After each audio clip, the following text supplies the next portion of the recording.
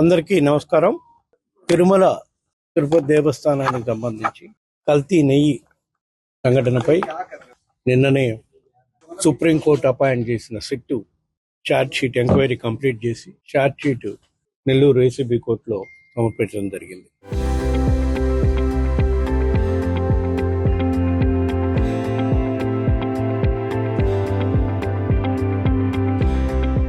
ఈ సందర్భంగా final charge షీట్లో కల్తీ జరిగిన నెయ్యిలో యానిమల్ ఫ్యాట్ లేదు, జంతు కొవ్వు లేదు, ఇంకా వేరే అంశాలు కూడా అన్నీ రాయటం జరిగింది. ఇక్కడ ప్రధానంగా తిరుపతి లడ్డు ప్రసాదంలో వైసీపీ హయాంలో స్వామివారికి సమర్పించే ప్రసాదంలో కూడా నెయ్యికి బదులు యానిమల్ ఫ్యాట్ వాడారు, జంతు కొవ్వు వాడారని ముఖ్యమంత్రి చంద్రబాబు నాయుడు గారు కామెంట్ చేసిన దానిపైన దేశవ్యాప్తంగానే కాదు ప్రపంచవ్యాప్తంగా ఉండే భక్తుల మనోభావాలు దెబ్బతినే పరిస్థితి వచ్చింది. దేశంలో కూడా ఎంతో మంది భక్తులు విచారానికి లోనయ్యి స్వామివారి ప్రసాదాల్లో జంతు కొవ్వు కలిపారని వైసీపీ ప్రభుత్వంపై నెపం మోపడం చూసి దానిపై వస్తున్న విమర్శను చూసి వాస్తవాలు తెలుసుకోవాలని నేను సుప్రీంకోర్టును ఆశ్రయించడం జరిగింది. ఎందుకంటే అప్పటికే తెలుగుదేశం పార్టీ ఈ కామెంట్ చేసినాక, చంద్రబాబు నాయుడు గారు ఈ కామెంట్ చేసినాక సిట్ వేయటం జరిగింది.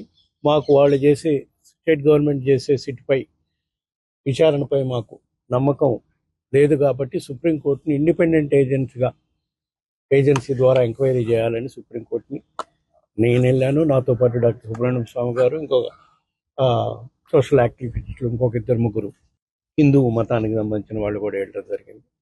అప్పుడు కూడా సాక్షాత్ సుప్రీంకోర్టు కూడా కామెంట్ చేయటం జరిగింది. ఎంక్వైరీ రిపోర్ట్ రాకముందే ఇట్లా ఒక కాన్స్టిట్యూషనల్ పోస్ట్లో ఉన్న పెద్దలు ఈ విధంగా కామెంట్ చేయటం మంచిది కాదు అని కామెంట్ చేస్తూ తిరుపతి లడ్డు విషయం ఎంతోమంది భక్తుల మనోభావాలకు సంబంధించింది కాబట్టి ఎవరు కూడా ఎక్కడా దీనిపై కామెంట్ చేయకూడదని జరిగింది. సరే, ఇప్పుడు ఫైనల్గా ఆ రోజు సిట్ అపాయింట్ చేసింది 2 అంశాలపై. 2024 జూలైలో సప్లై చేసిన ఘీలో జంతు కొవ్వు ఉందా, లేకపోతే ఆ ఘీ కల్తీ అయి ఘీయా లేదా జంతు కొవ్వు కల్తీ అయిందా అనేది నిర్ధారణ చేయాలని, ఒకవేళ జంతు కొవ్వు కలిసింటే ఆ ఘీని, ఆ నెయ్యిని స్వామివారి ప్రసాదాలు చేయటంలో కానీ లడ్లు తయారు చేయటంలో కానీ వాడారా లేదా అని నిర్ధారణ చేయాలని చెప్పి సిట్టు ప్రధానంగా పేర్కొంది. కానీ నిన్న ఛార్జ్ షీట్ సబ్మిట్ చేసిన దానిపైన చూస్తే నెయ్యి కల్తీ జరిగింది, దాంట్లో జంతు కొవ్వు అయితే లేదని చెప్పి చాలా స్పష్టంగా చెప్పడం.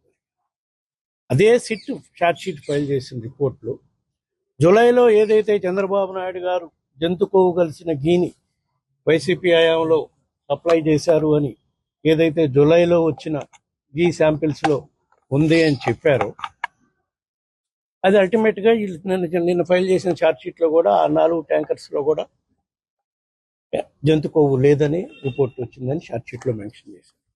మరి ఆ 4 ట్యాంకర్స్ కూడా మళ్ళా వేరే రూపాన టీటీడీకి సప్లై చేసి నెయ్యి లడ్డూల తయారీలో కూడా వాడటం జరిగింది. దీనికి ప్రభుత్వం ఏం సమాధానం చెప్తారు? ఎందుకంటే ఎంతో మంది భక్తుల మనోభావాలకు సంబంధించిన అంశం. ఆ రోజేమో ఆ విధంగా ఏదైనా కాన్ఫరెన్స్తో ప్లాన్ చేసుకొని గత ప్రభుత్వంపై దుమ్మెత్తి పోయాలి అని ఒక దురుద్దేశంతో ఆ రోజు ఆ విధంగా మాట్లాడారా? మళ్ళా ఇప్పుడు ఏ విధంగా అయితే ఆ అడల్టెడ్ ఘీని మళ్ళా వాడారా? ఈ అంశాలపై కూడా స్పష్టత రావాలని చెప్పి నేను ఈ సందర్భంగా కోరుకుంటున్నాను. ఎందుకంటే ఇంతకన్నా ఎక్కువ నేను దీనిపై గత వారం 10 రోజుల నుంచి కూడా సోషల్ మీడియాలో కానీ ప్రింట్ మీడియాలో కానీ చాలా నానా రకాలుగా వైసీపీ ప్రభుత్వంపై, మరీ ముఖ్యంగా జగన్మోహన్ రెడ్డి గారిపై, నాపై కల్తీ నెయ్యికి చరిత్ర సృష్టించినోడు ఇప్పుడు ఆ చరిత్రని తిరగరాయబోతున్నాడు. అబద్ధాల గోడల్ని బద్దలు కొట్టి నిజాలను రాగా మీ ముందుంచబోతున్నాడు. నిజమైన వార్తల కోసం వెంటనే డౌన్లోడ్ చేసుకోండి రా యాప్ని.